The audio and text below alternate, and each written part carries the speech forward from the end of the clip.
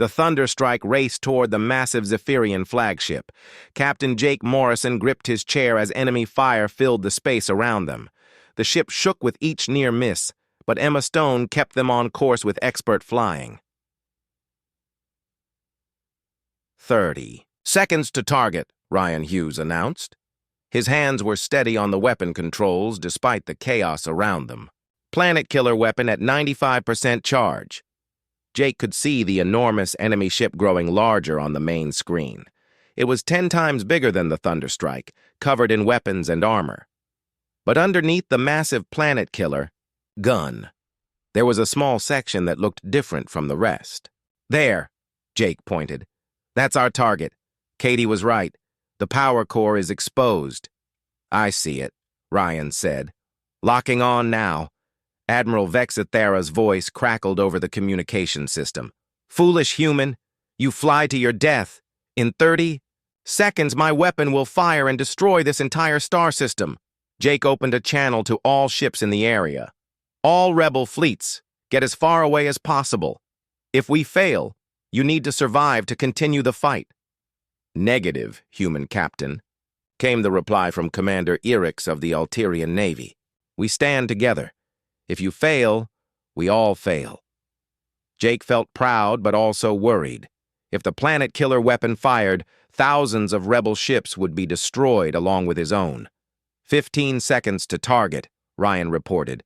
Planet killer at 98%. The Thunderstrike dove under the flagship's massive hull. Zephyrian gunners tried to track the small human ship, but it was moving too fast. Energy beams cut through space behind them, missing by meters. 10 seconds, Ryan said. I have a perfect lock on the target. Fire, Jake ordered. Both modified torpedoes shot out from the Thunderstrike. The weapons were glowing with radioactive energy from the asteroid material Tony Evans's teams had collected. They streaked toward the small exposed section under the planet killer gun. Time seemed to slow down. Jake watched the torpedoes race toward their target while the planet killer weapon reached 100% charge. It was going to be close. The first torpedo hit the flagship's power core. There was a bright flash as the radioactive material spread through the ship's energy systems. Alarms began blaring on the enemy vessel as power fluctuations spread throughout its hull. The second torpedo hit a moment later. This time, the explosion was much bigger. The radioactive energy had weakened the ship's defenses, and the second blast tore through multiple decks. Direct hits, Ryan announced with satisfaction. On the main screen, they could see the Zephyrian flagship beginning to shake. Explosions bloomed along its hull as power systems failed. The planet killer weapon, which had been about to fire, suddenly went dark. Admiral Vexithara appeared on screen one last time. Her bridge was filled with smoke and sparks. She looked shocked and defeated. Impossible, she whispered. 1,000 years of empire, destroyed by one small ship. Your empire was built on fear and cruelty, Jake replied. It was always going, to fall eventually. We just helped it happen sooner. The Admiral's ship exploded in a ball of white fire. The blast was so bright that the main screen had to dim to protect everyone's eyes. When the light faded, the massive flagship was gone. Enemy flagship destroyed, Chris Miller confirmed from his sensor station. The explosion took out 50 other Zephyrian ships that were too close. Jake felt relief wash over him. But the battle was not over yet. There were still thousands of enemy ships in the star system. Captain, we're receiving transmissions from all over the Zephyrian fleet, Amy Brooks announced. Multiple ships are requesting permission to surrender. Put the senior commander through, Jake ordered. A new alien face appeared on screen. This Zephyrian looked older than Admiral Vexthera, with scars across his gray skin. When he spoke, his voice was tired and defeated. Human Captain, I am Admiral Korath, now Senior Commander of the Imperial Fleet. Admiral Vexthera is dead. Our flagship is destroyed. We request terms of surrender. Jake could hardly believe what he was hearing. The entire Zephyrian fleet was surrendering to his single ship. What about your empire? Jake asked. Will your government accept surrender? Admiral. Korath looked away for a moment. Captain, the Empire is falling apart. Rebellions have broken out on over 200 worlds. Half our fleet has mutinied. The Imperial Council is arguing among themselves. Some want to keep fighting, but others want peace. Then let me speak to your council, Jake said. 20 minutes later, Jake found himself talking to the rulers of the Zephyrian Empire. The alien leaders appeared on screen from their capital world. They looked frightened and confused. Their 1,000-year empire was crumbling around them. Humans, said the leader, an ancient Zephyrian with white skin and clouded eyes. You have destroyed everything we built. Why do you fight so hard? Because freedom is worth fighting for, Jake replied. Your empire enslaved innocent people. You killed families and destroyed peaceful worlds. Someone had to stop you. But how? Another council member asked. One ship against our entire military. It should have been impossible. Jake thought about his answer carefully. You're right. One ship should not have been able to defeat your empire. But we were never really fighting alone. Every species you conquered was waiting for someone to show them that resistance was possible. We just lit the spark. The council members talked among themselves in their own language. Finally, the leader spoke again. We surrender unconditionally. The Zephyrian Empire officially ends today. We will release all conquered species and allow them to govern themselves. Jake felt amazement and joy. They had actually won. One human ship had brought down an entire galactic empire. There's one more thing, Jake said. The human colonies you destroyed. The families you killed. That can never be forgotten. We understand, the leader replied sadly. We will pay reparations to humanity and help rebuild what we destroyed. It is the least we can do. 6 months later, Captain Jake Morrison stood on the bridge of the rebuilt Thunderstrike. The ship had been repaired and upgraded, but more importantly, it had become a symbol of hope throughout the galaxy. Katie Walsh, now living safely on Earth, had sent him a drawing she made. It showed the Thunderstrike surrounded by stars with the words, "Thank you for not giving up," written in colorful letters. The galaxy was very different now. The Zephyrian Empire was gone, replaced by a new galactic alliance where all species were equal partners. Trade and knowledge flowed freely between worlds that had once been enemies. Ben Taylor walked onto the bridge carrying a datapad. Captain, we just received a message from the Alliance Council. They want to know if you'll accept the position of first human representative. Jake smiled. Tell them I'm honored, but I think I'll stay right here. The galaxy is peaceful now, but peace needs to be protected. Through the bridge windows, Jake could see dozens of ships from different species flying together in formation. Humans, Altarians, Corvani, and even reformed Zephyrians worked side by side. Amy Brooks looked up from her station. Captain, I'm receiving a priority message from Earth. Admiral Parker wants to congratulate us again on our victory. Tell the Admiral thank you, Jake said, and remind him that we didn't win this alone. Every species that joined the rebellion, every ship that came to help us, they all made this victory possible. Jake had learned something important during the battle. Courage was contagious. When one person refused to give up, others found the strength to keep fighting too. The Thunderstrike had shown the galaxy that even the smallest force could make a difference if it fought for what was right. The stars looked peaceful again, but now they shone with the light of freedom. And somewhere among those stars, other species would remember the lesson of the single human warship that made an entire empire kneel. The Thunderstrike shook as another enemy blast hit the shields. Captain Jake Morrison held onto his chair as sparks flew from damaged control panels. The ship had been fighting for 18 hours straight. His crew was tired, but they refused to give up.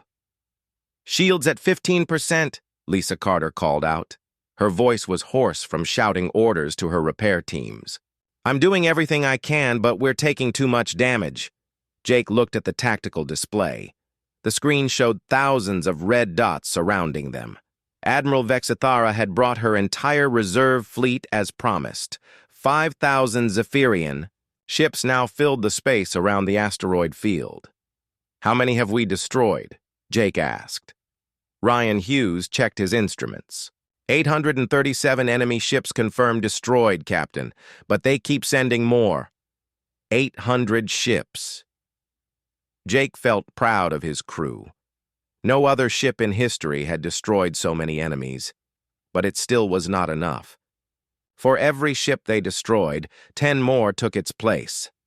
"Captain, incoming message," Amy Brooks said. She looked exhausted, but her hands still moved quickly over her controls. "It's not from the Zephyrians. It's coming from the Corvani home world. Put it through." A new alien face appeared on the screen. This creature had blue skin and large silver eyes. When it spoke, its voice was high and musical. "Human Captain, I am Elder Zenth of the Corvani people. We have done as you asked. Our fleet has attacked 3 Zephyrian supply bases. We destroyed them all." Jake felt a moment of hope.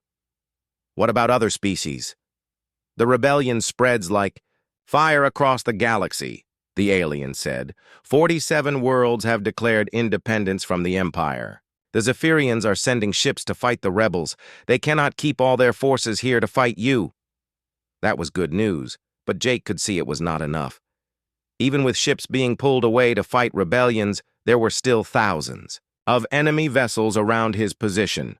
"Sir, I'm reading massive energy buildup from the Zephyrian flagship," Chris Miller announced. His sensor readings showed dangerous levels of power gathering in the largest enemy ship.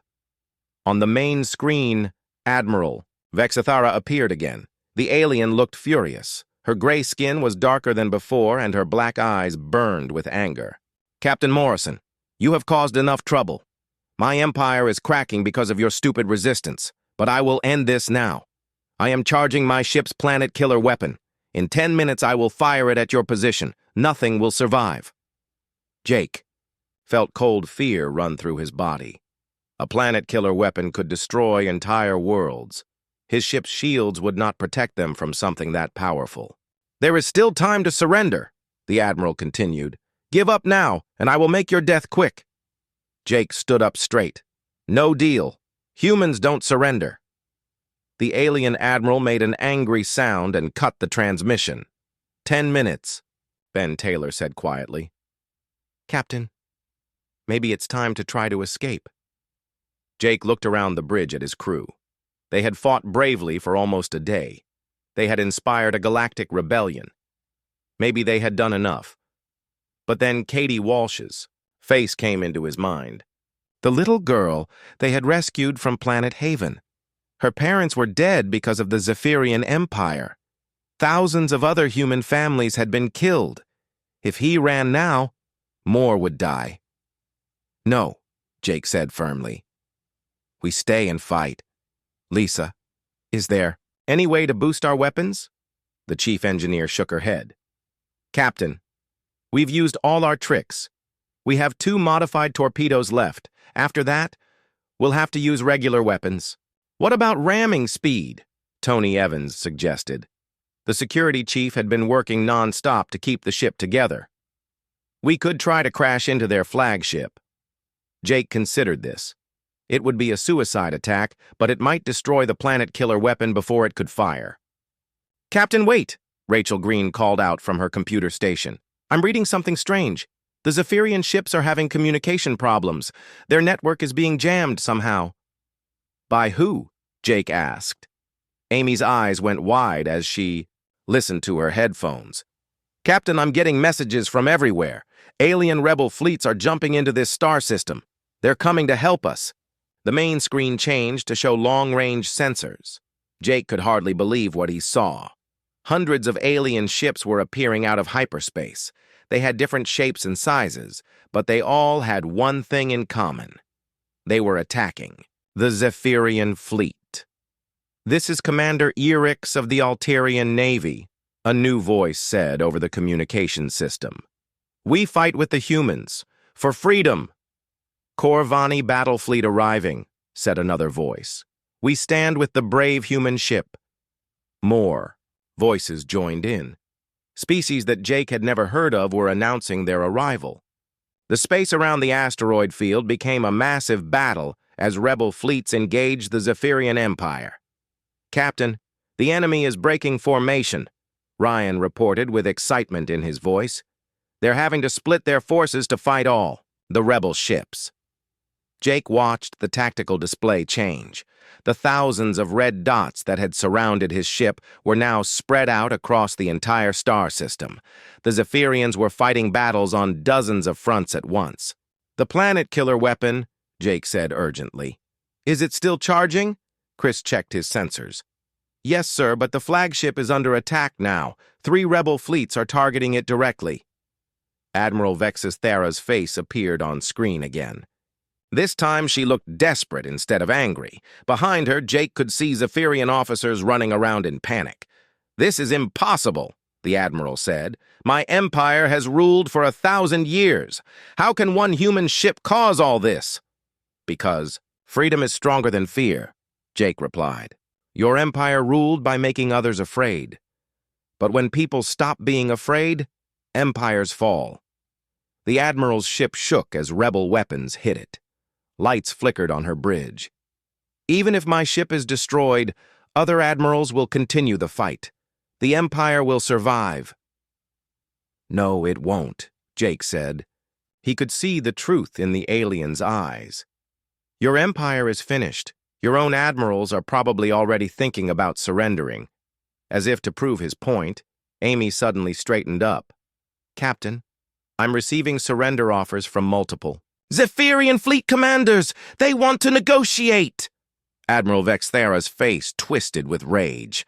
"Never! I will destroy this entire system before I surrender to inferior species." Her ship's planet-killer weapon was almost fully charged. Jake could see the energy readings climbing toward dangerous levels. If that weapon fired, it would destroy everything in the area, including the rebel fleets that had come to help. "Selgs, rebel ships, this is Captain Morrison," Jake broadcast on all frequencies. "The flagship is about to fire a planet-killer weapon. All ships need to get clear of this area immediately." But then something unexpected happened.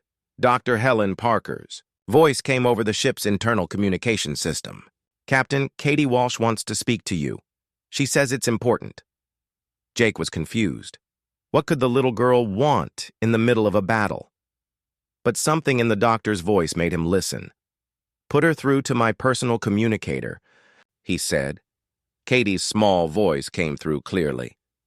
"Captain Morrison, I remember something else about the scary aliens. Their big ships have a weak spot. My daddy was an engineer before they killed him. He told me their power cores are not protected very well." Jake felt hope rise in his chest. "Where exactly, Katie? Right under the main gun? If you hit it there, the whole ship will blow up." Jake looked at the tactical display. The Zephyrian flagship was huge, but Katie was right. There was a small section underneath the planet-killer weapon that showed different energy readings. "Ryan, can you target that spot?" Jake asked. "Yes, sir, but we'd have to get very close, and we only have 2 torpedoes left." Jake made his decision. "Do it. Take us in." The Thunderstrike moved slowly through the asteroid field. Captain Jake Morrison watched the tactical display as more enemy ships arrived. The red dots on his screen kept growing in number. 2,000 ships now, Captain," Ryan Hughes reported. His voice was steady, but Jake could see the worry in his eyes. "They keep calling for more reinforcements." Jake nodded. 2,000 against 1. The odds were getting worse every hour. But something else was happening that gave him hope. "Captain, I'm picking up strange transmissions," Amy Brooks said. She wore headphones and was listening carefully to radio signals from across space. "They're not coming from the Zephyrian ships." "What kind of transmissions?" Jake asked. "They're in different alien languages. I think other species are talking about our fight. The computer is trying to translate them." Chris Miller looked up from his sensor station. "Sir, I'm detecting unusual activity in several star systems. Ships are moving. Lots of them." Jake walked over to Amy's station. What are they saying? Amy's face was excited. Captain, listen to this. The computer translated one of the messages. It says, "The humans fight with honor. They do not surrender even when facing certain death. Perhaps we too can resist the Empire." Jake felt a spark of hope. They're talking about us? Yes, sir. Word of our battle is spreading. The Zephyrian Empire controls many alien species, but now those species are watching us fight. They're starting to believe that the Empire can be defeated. Ben Taylor moved closer to Jake. Captain, if we're inspiring other aliens to rebel, then our fight means more than just our ship. Jake understood. The Thunderstrike had become a symbol. Other alien species had been conquered by the Zephyrian Empire. They had lived as slaves. For years, maybe centuries. But now they were seeing one human ship refuse to give up. That gave them hope. Amy, can you send messages to these other species? Jake asked. I think so, sir. If I boost our communication array, I might be able to reach some of them. Do it. Tell them that humans will never surrender. Tell them that freedom is worth fighting for. While Amy worked on the communications, the battle continued. The Zephyrian ships had learned to be more careful. They stayed further away and tried to wear down the Thunderstrike with long-range attacks. Shields at 40%, Lisa Carter reported from engineering. But I have an idea. If we can collect some of that radioactive material from the destroyed asteroid, I might be able to boost our weapons. How? Jake asked. We could modify our remaining torpedoes, make them carry the radioactive material. When they explode, they would spread radiation over a much larger area. Tony Evans, the security chief, spoke up. Captain, my teams could go outside in spacesuits. We could collect the material manually. Jake thought about this. It was dangerous to send people outside during a battle, but they needed every advantage they could get. Do it, he decided. But be fast and be careful. While Tony's teams worked outside the ship, the crew inside made repairs. Dr. Helen Parker had turned the medical bay into an emergency repair center. She treated crew members who had been hurt by exploding control panels and falling debris.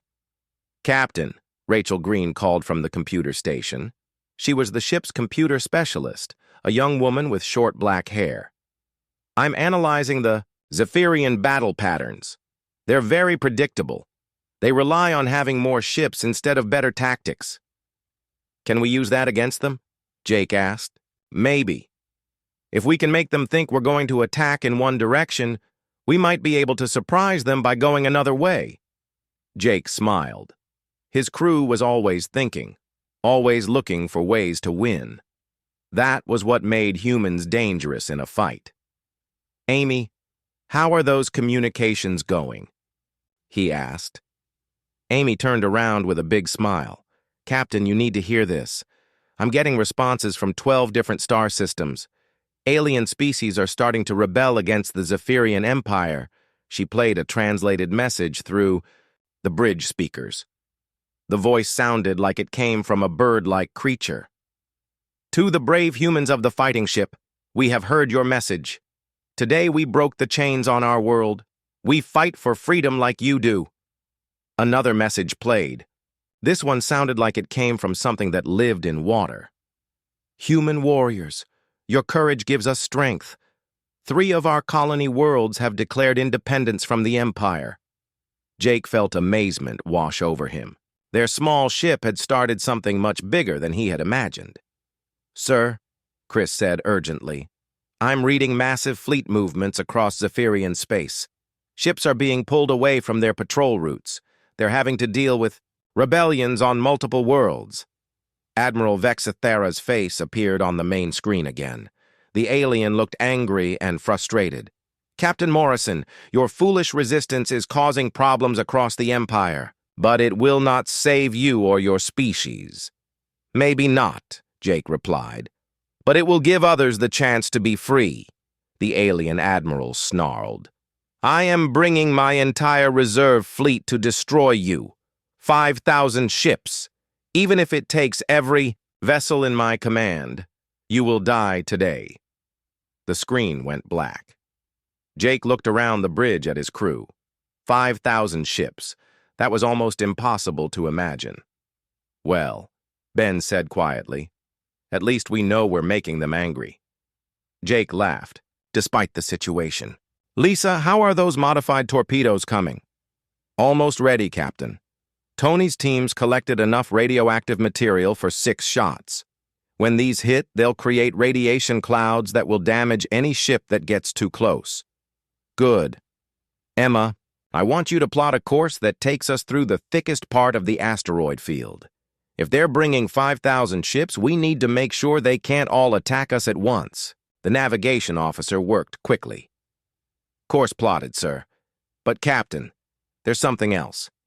The asteroid field has some unusual properties. Some of the rocks contain metals that interfere with sensors. We could use that to hide. Jake nodded. Do it. Make us as hard to find as possible. As the Thunderstrike moved deeper into the asteroid field, Amy continued to receive messages from across the galaxy. More and more alien species were joining the rebellion. The Zephyrian Empire, which had seemed unstoppable just hours ago, was starting to crack. Captain, Amy said excitedly, I just received a message from a species called the Corvani. They're asking for our help. They want to coordinate their rebellion with our battle. Jake thought about this. If they could time things right, they might be able to cause even more problems for the Empire. Tell them to wait for our signal, he said. When we make our next attack, that's when they should strike their targets. The Thunderstrike was no longer just fighting for itself. It had become the center of a galactic rebellion. One human ship had shown the entire galaxy that the Zephyrian Empire could be defeated. Captain Jake Morrison stood on the bridge of the Thunderstrike, staring at the tactical display. Red dots filled the screen, each one representing an enemy ship. There were so many that they looked like a red cloud moving through space toward his position. How many ships are we looking at? Jake asked. Ryan Hughes checked his instruments twice before answering. 500 ships, Captain. Maybe more. They're still coming out of hyperspace. Jake felt his mouth go dry. 500 ships against one. Even the most powerful human warship could not fight those odds and win, but running away meant leaving other human colonies to die. Sir, we're receiving a transmission, Amy Brooks said. Her hands shook slightly as she worked her controls. Put it on screen. The main display changed to show an alien face. The creature had gray skin and large black eyes. Its mouth was full of sharp teeth. When it spoke, its voice was deep and cold. Human vessel, I am Admiral Vexathara of the Zephyrian Empire. You will surrender your ship immediately. Your species has been ordered to leave this sector of space. You have 29 days remaining.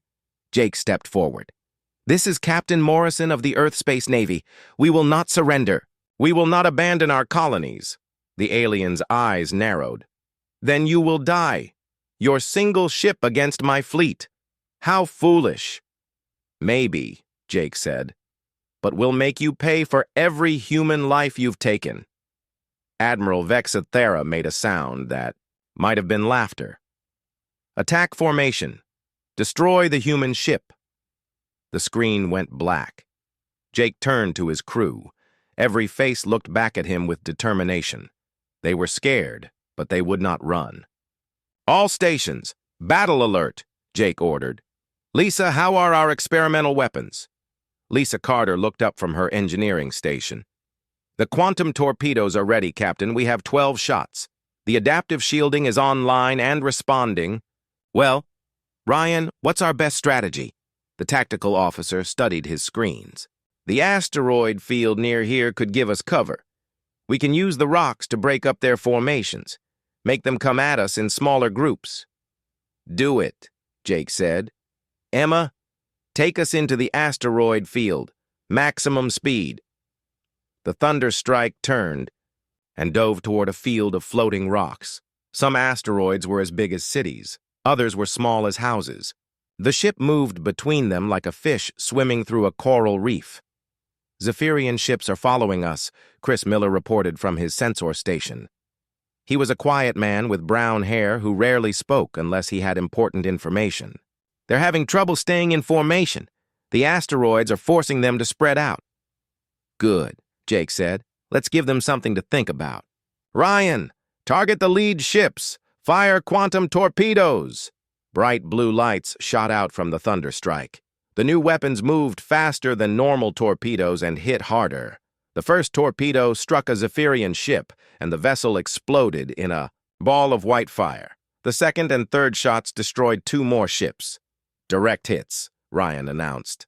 3 enemy ships destroyed. The bridge crew cheered, but Jake stayed focused.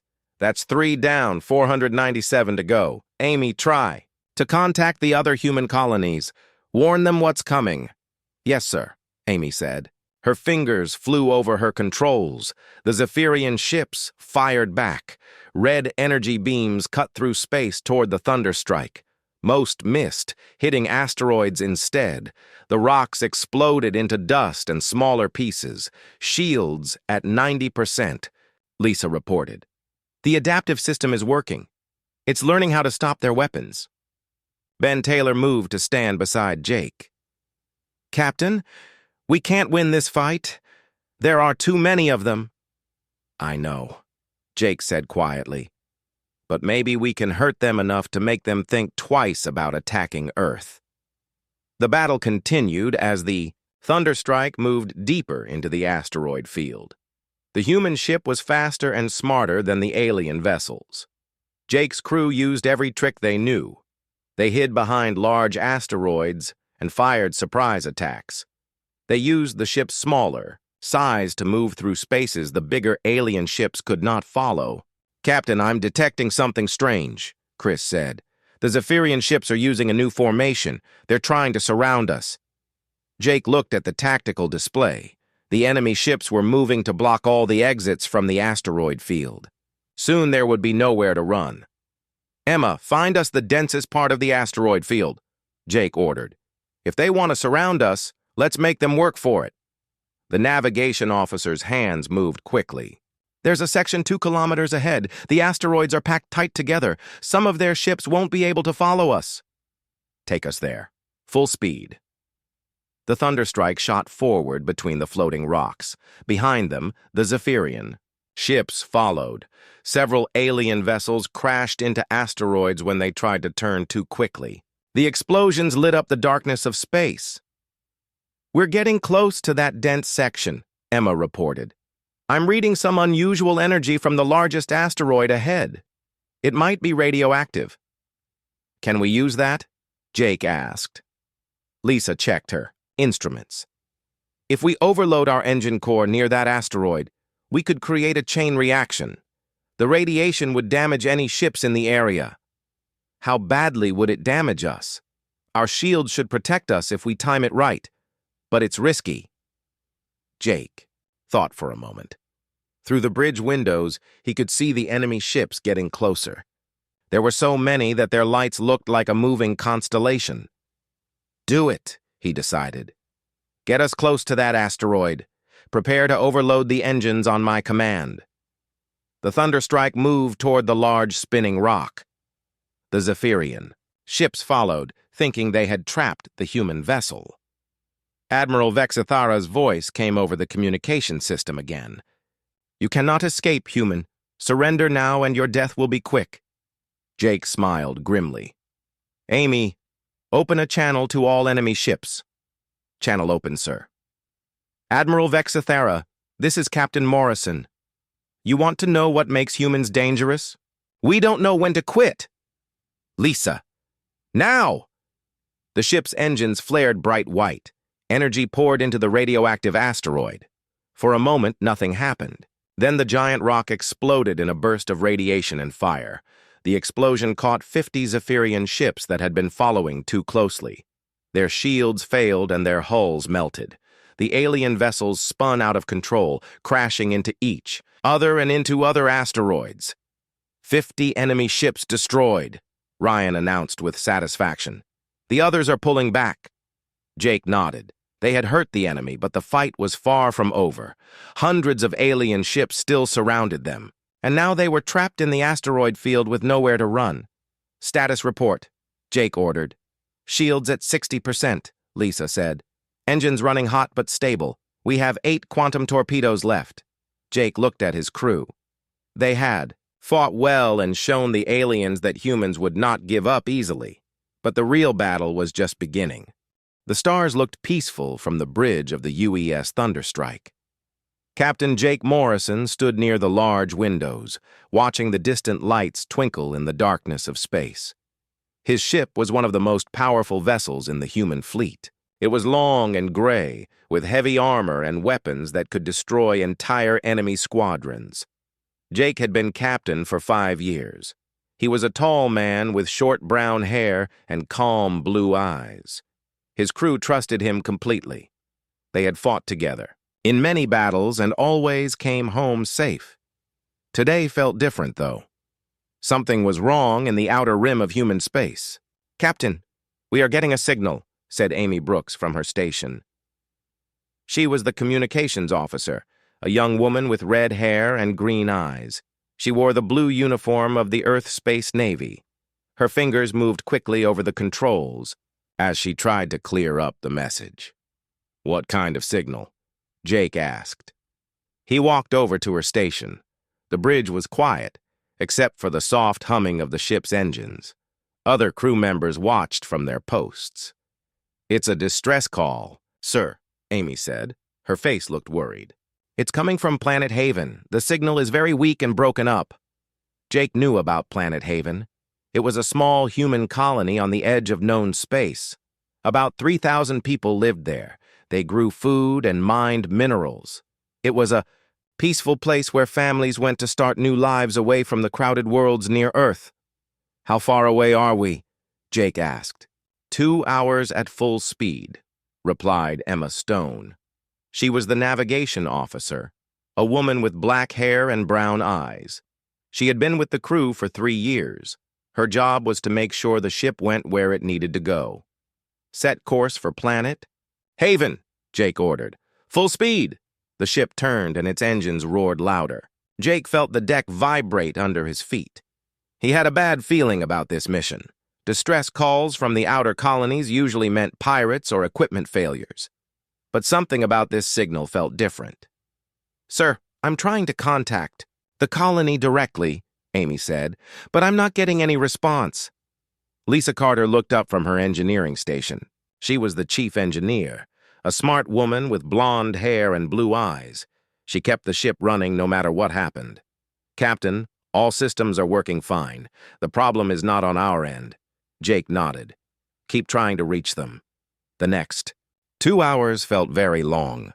The crew worked quietly at their stations. Ryan Hughes, the tactical officer, checked the ship's weapon systems.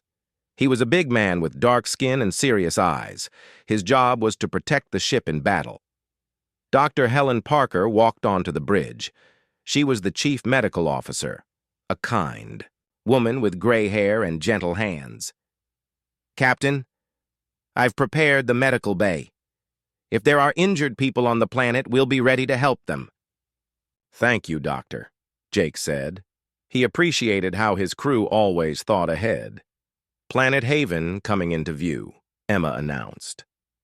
The main screen showed a blue and green world with white clouds. It looked beautiful and peaceful.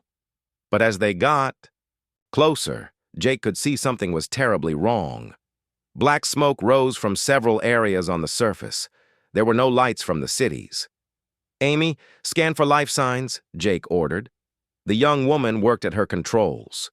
Her face grew pale. "Captain, I'm reading very few human life signs. Maybe 20 or 30 people. There should be 3,000. Jake felt cold inside. "Take us into orbit. Get me a visual of the main settlement." The screen changed to show the colony's main town.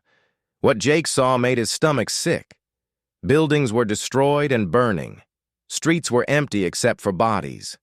The beautiful farms around the town were ruined. Everything was dead. "Dear God," whispered Ben Taylor, the second in command. He was Jake's oldest friend, a man with brown hair and kind eyes. They had served together for 10 years. "Sir, I'm picking up one strong life sign," Amy said. "It's coming from the emergency shelter near the school." "Prepare a shuttle," Jake ordered. "Ben, Lisa, Ryan, come with me. Dr. Parker, get ready to treat survivors." The shuttle ride to the planet's surface was quiet. Jake looked out the window at the destruction below. Who could have done this? The colony had no enemies. They were farmers and miners, not soldiers. The emergency shelter was a small metal building built into a hill. It was designed to protect people during storms or accidents. Jake and his team found the door and opened it carefully. Inside, they found a little girl. She was maybe 8 years old with brown hair and scared eyes. She was dirty and hungry. When she saw the humans in Earth Space Navy uniforms, she started to cry. "It's okay," Dr. Parker said softly. She had come down with the second shuttle. "We're here to help you. What's your name?" "Katie Walsh," the girl whispered. "Are my mom and dad okay?" Jake felt his heart break. He knelt down next to Katie. "Where are your parents, sweetie?" "The scary aliens took them away," Katie said. "They said bad things would happen if anyone tried to hide. Mom put me in here and told me to wait for help." "What did these aliens look like?" Jake asked gently. Katie closed her eyes tight. "They were tall and had gray skin. Their ships were big and black. They had red lights. The leader had a scary voice. He said all humans had to leave this part of space or they would all die." Jake looked at his team. None of them had heard of aliens like this. Humans had met several alien species, but most were friendly, or at least peaceful. "Did they say anything else?" Ben asked. Katie nodded. "The scary one said his empire was coming, for all human worlds. He said we had 30 days to leave or they would destroy everything." Jake stood up slowly. An empire. That meant these aliens had many worlds and many ships. If they could destroy a whole colony this easily, they were very dangerous. "Amy," Jake said into his communication device. "Contact Earth Command immediately. Priority 1 emergency message." Back on the ship, Jake sat in his captain's chair. Katie was safe in the medical bay with Dr. Parker. The little girl was the only survivor of 3,000 people. An entire colony wiped out in hours. "Captain," Amy said. Her voice was shaky. "I'm getting reports from other colonies. 3 more settlements have gone dark in the last day. No response to any calls." Jake felt the weight of command on his shoulders. Somewhere out there, an alien empire was destroying human worlds. They had given humanity 30 days to surrender. Jake looked at the stars outside his ship. Soon, those stars might belong to aliens who killed children and destroyed peaceful colonies. The war was coming whether humans wanted it or not.